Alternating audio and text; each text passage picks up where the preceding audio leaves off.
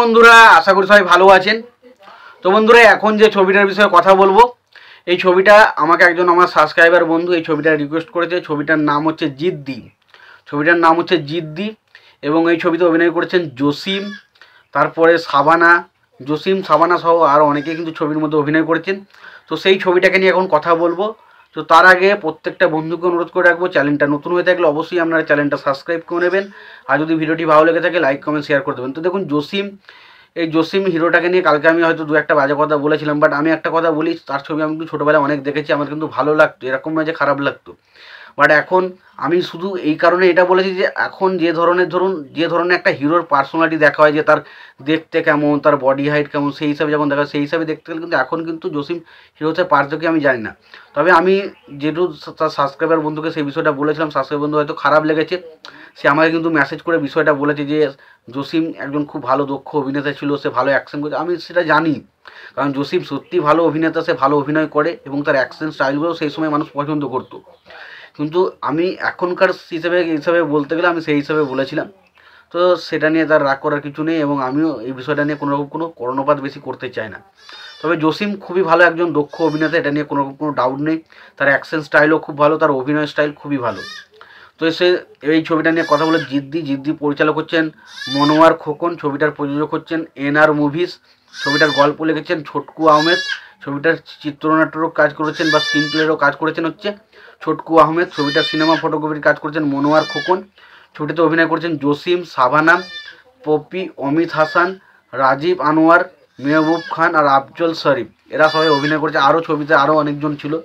তো ছবিটার গল্পটা যদি ছোট্ট করে বলি, আমরা প্রথম থেকেই দেখতে পাই যে জসিমের ক্যারেক্টারটা, সে তার ছোটোবেলাতেই তার মা, ছোটোবেলা বলছি, শুরুতেই আমরা দেখতে পাই সে তার মাকে হারাচ্ছে এবং মাকে হারানোর পর সে কিন্তু সাবানার ক্যারেক্টারের প্রতি একটা রাগ প্রকাশ করছে এবং সে একটা অন্যরকম ক্যারেক্টারে পরিণত হচ্ছে, যেখানে সে কাউকে মানতে চায় না, সে সবসময় সব কিছু সৎভাবে সে আর থাকতে চায় না, সে সবসময় একটু মস্তানি করবে, সেই বিষয়টা থাকে। এবং একটা টাইমের পর আমরা দেখতে পাই যে জসিমের একটা বোন রয়েছে, যে বোনটাকে কিছু গুন্ডার মিলে রেপ করার চেষ্টা করে, কিন্তু জসিম সেই বিষয়টা জানতে পেরে প্রচণ্ড রেগে যায় এবং যে ছেলেটা তার বোনের দিকে তাকাতে চেয়েছিল, তাকে করতেছিল, তার হাত পুরো কেটে নেয় এবং সেটা দেখে তার বাবা প্রচণ্ড ক্ষিপ্ত এবং তাকে জেলে পাঠানো হয়। এবং তাকে জেলে পাঠানোর পর তাদেরই কিছু এই যে যারা তার বোনকে রেপ করতে, তাদেরই কিছু লোকজন সে পুরো ষড়যন্ত্র করে তার বোনকে বিয়ের প্রস্তাব দেয় এবং তার বাবা সাথে রাজি হয়ে গেলে তার বোনকে ওইখানে মেরে দেওয়া হয় বিয়ের রাতেই।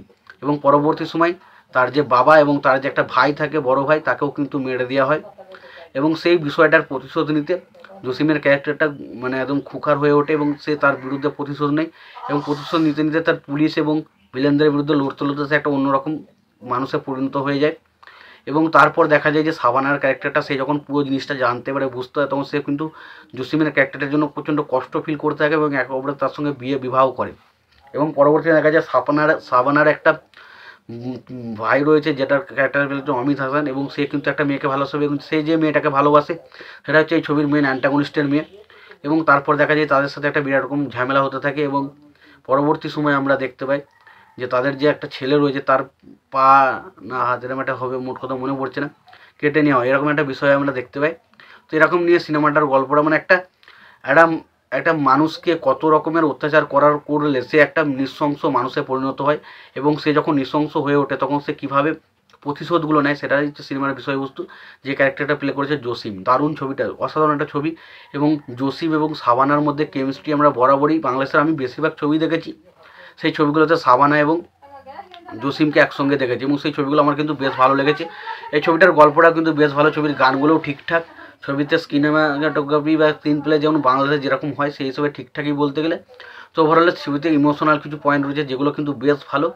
তো ওভারঅল সিনেমাটা কিন্তু বেশ ভালো একটা এন্টারটেইনার সিনেমা, যদি না দেখে থাকেন অবশ্যই দেখতে পারেন। সিনেমাটা দেখে থাকলে আপনাদের কেমন লেগেছে জানাতে ভুলবেন না। ভিডিওটি ভালো লেগে থাকলে লাইক কমেন্ট শেয়ার করে দেবেন। চ্যানেলটা নতুন হয়ে থাকলে অবশ্যই আপনার চ্যানেলটা সাবস্ক্রাইব করে নিয়ে পাশে বেল আইকনটা অবশ্যই প্রেস করে দেবেন। ভালো থাকবেন, সুস্থ থাকবেন, দেখা হচ্ছে পরের ভিডিওতে।